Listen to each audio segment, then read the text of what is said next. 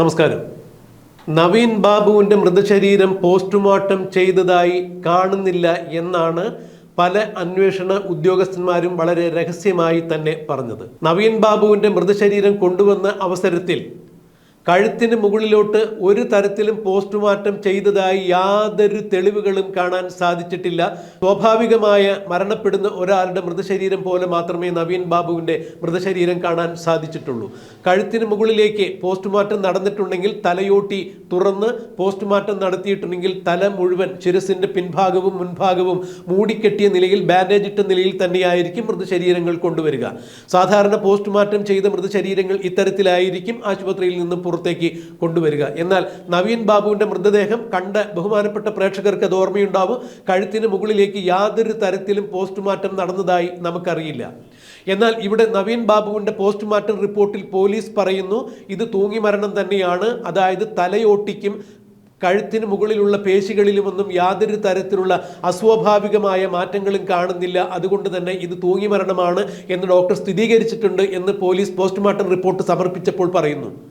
എങ്ങനെയാണ് തലയോട്ടി തുറന്നു നോക്കാതെ തലയോട്ടിയിൽ ഏതെങ്കിലും തരത്തിലുള്ള വ്യത്യാസങ്ങൾ ഉണ്ടായിട്ടുണ്ടോ എന്ന് പോസ്റ്റ്മോർട്ടം റിപ്പോർട്ടിൽ പറയാൻ സാധിക്കുക എന്നുള്ളത് അന്വേഷിച്ചറിയേണ്ട കാര്യം തന്നെയാണ്. എന്തായാലും നവീൻ ബാബുവിൻ്റെ മൃതശരീരത്തിൻ്റെ കഴുത്തിന് മുകളിലേക്കുള്ള ഭാഗം പ്രത്യേകിച്ച് തലയോട്ടി തുറന്ന് പരിശോധിച്ചതായി എവിടെയും കാണാൻ സാധിക്കുന്നില്ല. നവീൻ ബാബുവിൻ്റെ പോസ്റ്റ്മോർട്ടത്തിൽ കഴുത്തിന് മുകളിലേക്ക് പോസ്റ്റ്മോർട്ടം ചെയ്തതായി ഒരിക്കലും മനസ്സിലാക്കാൻ കഴിയുന്നില്ല. തലയിൽ യാതൊരു തരത്തിലുള്ള തുന്നിക്കെട്ടലുകളോ വെച്ചുകെട്ടലുകളോ ഒന്നും ഉണ്ടായിരുന്നില്ല. സാധാരണ പോസ്റ്റ്മോർട്ടം കഴിയുന്ന മൃതശരീരം വിട്ടുകൊടുക്കുമ്പോൾ കാണുന്ന പൊതിഞ്ഞുകെട്ടലൊന്നും ഉണ്ടായിരുന്നില്ല. എന്നിട്ടും പോലീസ് പറയുന്നു പോസ്റ്റ്മോർട്ടം റിപ്പോർട്ടിൽ തലയോട്ടിക്ക് യാതൊരു തരത്തിലുള്ള കുഴപ്പവുമില്ല, പേശികൾക്ക് യാതൊരു തരത്തിലുള്ള കുഴപ്പവും സംഭവിച്ചിട്ടില്ല, ഇത് തൂങ്ങി മരണം തന്നെയാണ് എന്നാണ് സ്ഥിരീകരിച്ചിരിക്കുന്നത്. ഈ തൂങ്ങി മരണം സ്ഥിരീകരിക്കുന്നതിന് വേണ്ടി ഫോറൻസിക് സംഘവും കൃത്യമായ രീതിയിൽ അടയാളപ്പെടുത്തിയിട്ടുണ്ട്. കാരണം യാതൊരു തരത്തിലുള്ള അസ്വാഭാവികമായിട്ടുള്ള പാടുകളോ അല്ലെങ്കിൽ മുറിവുകളോ നവീൻ ബാബുവിൻ്റെ ശരീരത്തിൽ ഉണ്ടായിട്ടില്ല എന്ന് ഫോറൻസിക് സംഘവും രേഖപ്പെടുത്തിയിരിക്കുന്നു എന്ന് പോസ്റ്റ്മോർട്ടം റിപ്പോർട്ടിൽ പറയുമ്പോൾ പോലീസ് അത് സമർത്ഥിക്കുമ്പോൾ, പോലീസ് നൽകിയ സത്യവാങ്മൂലത്തിൽ ഇത്തരം കാര്യങ്ങൾ എടുത്തു പറയുമ്പോൾ ഇത് ഒരു ഒത്തുകളി പോലെ തന്നെയാണ് തോന്നുന്നത് എന്നാണ് നവീൻ ബാബുവിൻ്റെ കുടുംബം ഇപ്പോഴും പറയുന്നത്.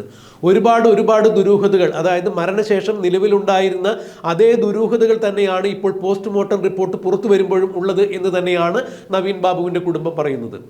നവീൻ ബാബുവിൻ്റെ മൃതശരീരം ഒരു കാരണവശാലും പരിയാരം മെഡിക്കൽ കോളേജിൽ പോസ്റ്റ്മോർട്ടം ചെയ്യരുതെന്ന് ബന്ധുക്കൾ അറിയിച്ചിട്ടുണ്ടായിരുന്നെങ്കിലും ജില്ലാ കളക്ടർ ബന്ധുക്കൾ അറിയിച്ച ഈ അറിയിപ്പിന് വകവയ്ക്കാതെ തന്നെയാണ് പരിയാരം മെഡിക്കൽ കോളേജിൽ നവീൻ ബാബുവിൻ്റെ മൃതദേഹം പോസ്റ്റ്മോർട്ടം ചെയ്തത് എന്നുള്ളത് തന്നെ വളരെ അസ്വാഭാവികമായ പ്രക്രിയ തന്നെയാണ്.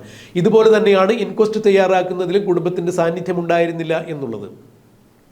എന്നാൽ നവീൻ ബാബുവിൻ്റെ ആന്തരികാവയവങ്ങൾ വരെ ഇപ്പോഴും സൂക്ഷിച്ചിട്ടില്ല എന്ന് പറയുമ്പോൾ ഇതിൽ കൃത്യമായ കള്ളക്കളികൾ നടന്നിട്ടുണ്ട് എന്ന് തന്നെയാണ് കേരളത്തിൻ്റെ പൊതുബോധവും നവീൻ ബാബുവിൻ്റെ കുടുംബവും ഒരുപോലെ വിശ്വസിക്കുന്നത്.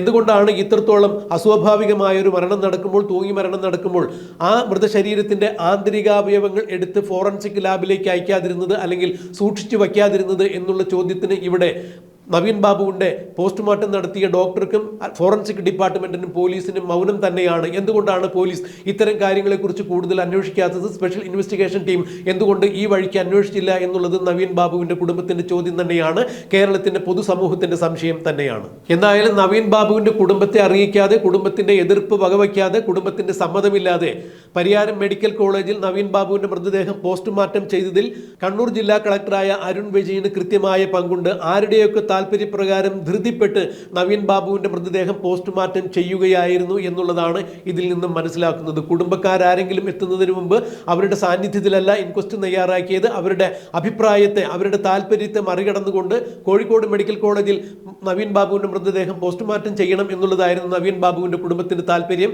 എന്നാൽ അതൊക്കെ കാറ്റിൽ പറത്തിക്കൊണ്ട് കണ്ണൂർ കളക്ടർ അരുൺ വിജയ് പരിയാരം മെഡിക്കൽ കോളേജിൽ തന്നെയാണ് പോസ്റ്റ്മോർട്ടം നടത്തിയത്. പരിയാരം മെഡിക്കൽ കോളേജിലെ ജീവനക്കാരനായ പ്രശാന്തിൻ്റെ പെട്രോൾ പമ്പ് അനുവദിക്കുന്നതുമായി ബന്ധപ്പെട്ട് NOC കൊടുക്കുന്നതിൽ കാലതാമസം നേരിട്ടു എന്ന് പറഞ്ഞുകൊണ്ട് തന്നെയാണ് കണ്ണൂർ ജില്ലാ പഞ്ചായത്ത് പ്രസിഡന്റായ PP ദിവ്യ നവീൻ ബാബുവിൻ്റെ യാത്രയയപ്പ് ചടങ്ങിൽ നവീൻ ബാബുവിനെതിരെ ആരോപണങ്ങൾ ഉന്നയിച്ചത്, ആക്ഷേപങ്ങൾ ഉന്നയിച്ചത്. ഈ PP ദിവ്യയുടെ ഭർത്താവ് അജിത്ത് ജോലി ചെയ്യുന്നതും കണ്ണൂർ പരിയാരം മെഡിക്കൽ കോളേജിൽ തന്നെയാണ് എന്ന് പറയുമ്പോൾ കണ്ണൂർ പരിയാരം മെഡിക്കൽ കോളേജിൽ നവീൻ ബാബുവിൻ്റെ മൃതദേഹം പോസ്റ്റ്മോർട്ടം ചെയ്യുമ്പോൾ അതിൽ എന്തൊക്കെയോ ദുരൂഹതകൾ ഉണ്ടായിട്ടുണ്ട്, ആരുടെയൊക്കെയോ ഇടപെടലുകൾ ഉണ്ടായിട്ടുണ്ട് എന്നുള്ള കേരളീയ പൊതുസമൂഹത്തിന്റെ സംശയത്തിനും നവീൻ ബാബുവിന്റെ കുടുംബത്തിന്റെ സംശയത്തിനും ഇനിയും ദൂരീകരണം ഉണ്ടാകുന്നില്ല. എങ്കിലും പോലീസ് സമർപ്പിച്ച സത്യവാങ്മൂലത്തിൽ പോസ്റ്റ്മോർട്ടം റിപ്പോർട്ടിൽ ഇപ്പോൾ പറയുന്നു നവീൻ ബാബുവിന്റെ മരണം തൂങ്ങി മരണം തന്നെയാണ്. അതിൽ മറ്റ് അസ്വാഭാവികതകളൊന്നും തന്നെയില്ല. തലയോട്ടിയിലോ പേശികൾക്കോ മറ്റ് ഒരു തരത്തിലുള്ള സ്ഥാനചലനങ്ങളോ സംഭവിച്ചിട്ടില്ല എന്ന് പറയുമ്പോൾ നവീൻ ബാബുവിന്റെ പോസ്റ്റ്മോർട്ടത്തിൽ അദ്ദേഹത്തിന്റെ തലയോട്ടി തുറന്ന് പോസ്റ്റ്മോർട്ടം ചെയ്തിട്ടില്ല എന്നുള്ളത് ആ മൃതശരീരം കാണുന്നവർക്ക് എല്ലാവർക്കും സുവ്യക്തമായ സംഗതി തന്നെയാണ്. പിന്നെ എങ്ങനെയാണ് തലയോട്ടിയിൽ യാതൊരു തരത്തിലുള്ള മാറ്റങ്ങളും ഇല്ല എന്നുള്ളത് പോസ്റ്റ്മോർട്ടത്തിൽ സ്ഥിരീകരിക്കാൻ സാധിച്ചത് എന്നുള്ളതും ചോദ്യം തന്നെയാണ്. എന്തായാലും നവീൻ ബാബുവിന്റെ മരണം തൂങ്ങി മരണമാണ് എന്ന് പോസ്റ്റ്മോർട്ടം റിപ്പോർട്ടിൽ പറയുമ്പോഴും നവീൻ ബാബുവിന്റെ കുടുംബവും കേരളത്തിന്റെ പൊതുബോധവും അത് അങ്ങനെയല്ല, അതിൽ മറ്റെന്തൊക്കെയോ ദുരൂഹതകളുണ്ട്. ഒരുപക്ഷെ നവീൻ ബാബുവിനെ കൊന്ന് കെട്ടിത്തൂക്കിയത് തന്നെയാവാം, കൊലപാതകം തന്നെയാണ് എന്നുള്ള ഒരു സംശയം ഇപ്പോഴും നിലനിൽക്കുന്നു. ഇനി ഇത് ആരാണ് ദൂരീകരിക്കുക? ഈ വിഷയത്തിൽ ബഹുമാനപ്പെട്ട ഹൈക്കോടതി നവീൻ ബാബുവിന്റെ കുടുംബത്തിന്റെ താല്പര്യം അംഗീകരിച്ചുകൊണ്ട് CBI അന്വേഷണം ഏർപ്പെടുത്തുമോ ഇല്ലയോ എന്നുള്ളത് നമുക്ക് കണ്ടറിയാം. നവീൻ ബാബുവിന്റെ മരണത്തിൽ ഏതെങ്കിലും തരത്തിൽ ദുരൂഹതകളുണ്ടോ, ആരൊക്കെയാണ് ദുരൂഹതകൾ പങ്കെടുത്തത് എന്നുള്ളതിന്റെ കൃത്യവിവരം അറിയാൻ വേണ്ടി കേരളത്തിന്റെ പൊതുസമൂഹം കാത്തിരിക്കുന്നു. നമുക്കും കാത്തിരിക്കാം, കണ്ടറിയാം.